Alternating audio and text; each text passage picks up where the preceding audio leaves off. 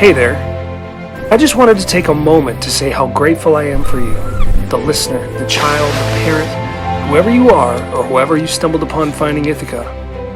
You see, there are stories worth telling in this world. Stories of adventure and of love and overcoming and hope.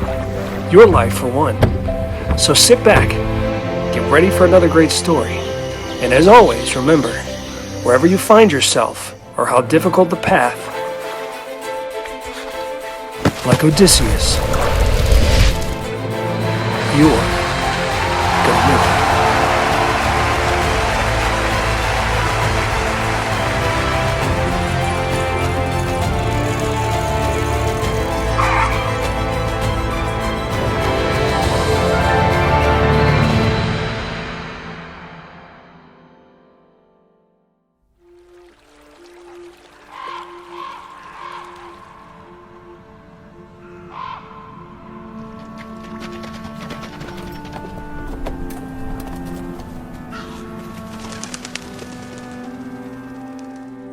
There was once a kingdom where all was happy, flowers grew, and songs were sung. And in this kingdom a good king reigned and was loved and was cherished. And what he gave he got back tenfold. For there were rich harvests, golden days and children.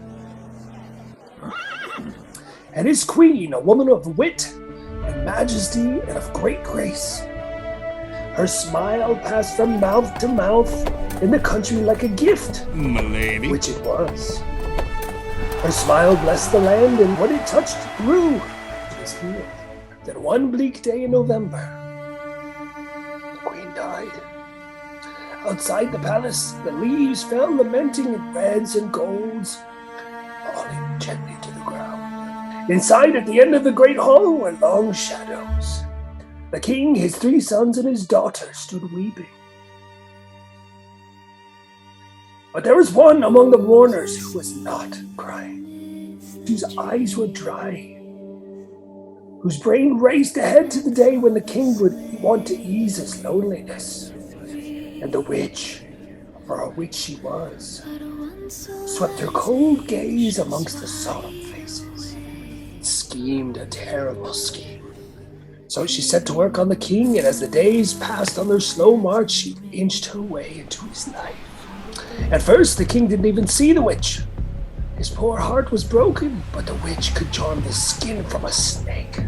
And she turned all her power on the king. Hunched and broken over his wife's tomb, flowers in his hand, he felt a cloak around him. He turned and saw the witch standing before him. And he looked at her and thought he saw his wife's darling face. And indeed he did, for the witch had enchanted him. "You're back," he kept saying, and the witch replied, "Our little secret." One day they walked together. He introduced her to his children. "I have something wonderful to tell you. I'm going to be married." The 4 children stood threatened and bewildered. Well, she married the king and darkened his smile in the land. And the witch sowed a seed of fear in the children's lives. Stairs gave way, horses bucked wild, balconies crumbled. The world was dangerous.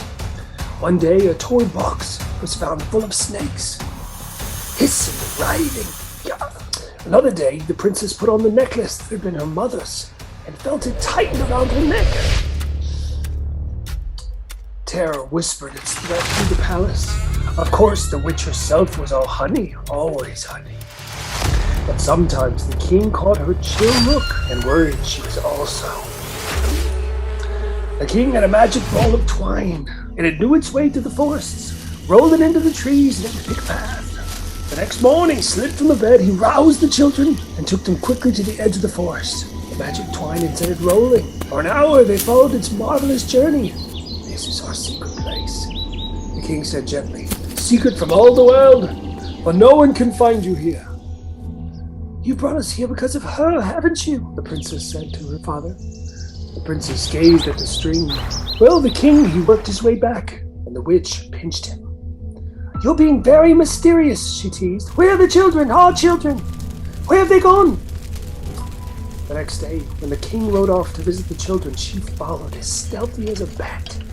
He watched it roll out the magic thread and watched its magic twists and turns and smiled her besetting smile. That night while the king slept, she searched, willing it to appear.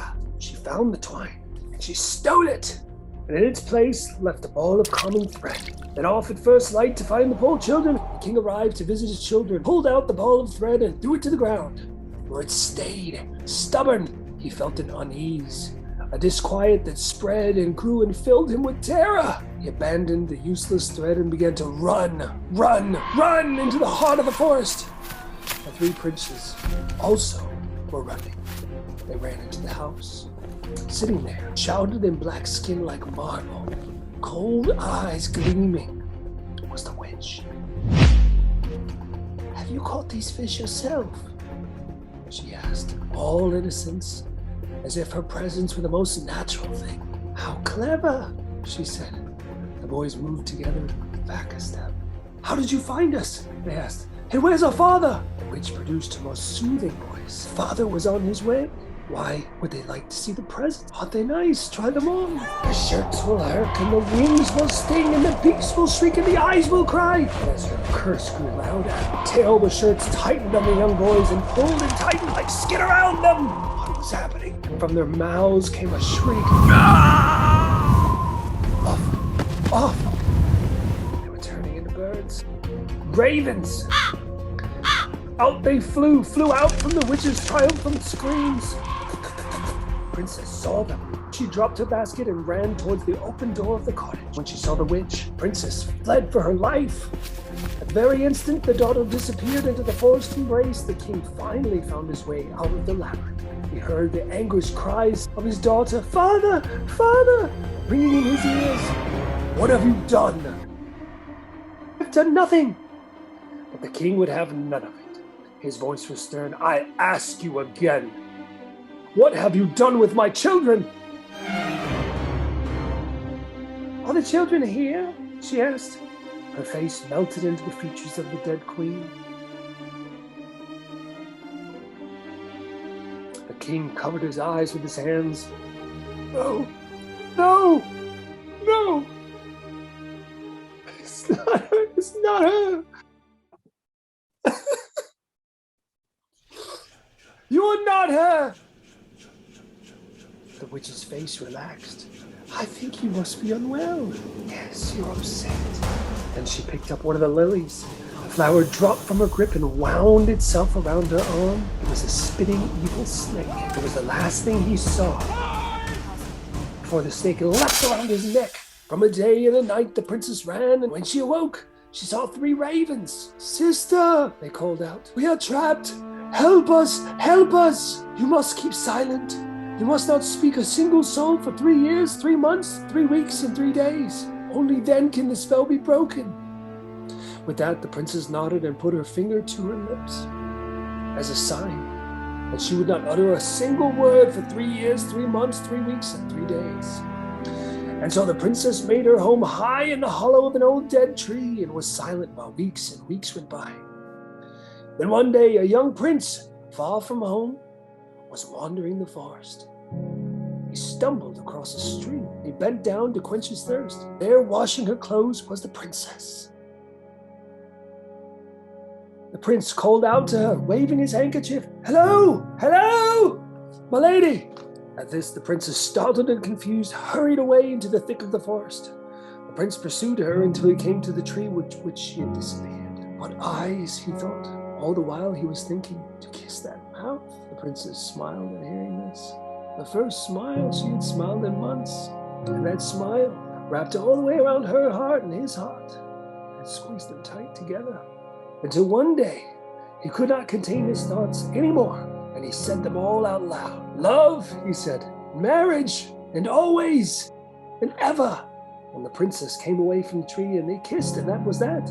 But the princess, though captivated, would not speak, not even a whisper. The prince set her up on his horse, and they rode the long ride back, and on the way he told her of his beloved mother, who had died. And then her heart stopped. Her breath caught, and there before her was her stepmother, the witch. The princess stumbled, fell to the ground, swooned. The princess could not speak. She accused with her looks, "Killer of my father! Bewitcher of my brothers! For she knew her father must be dead. The witch was just as shocked as the princess. The witch knew what must be done.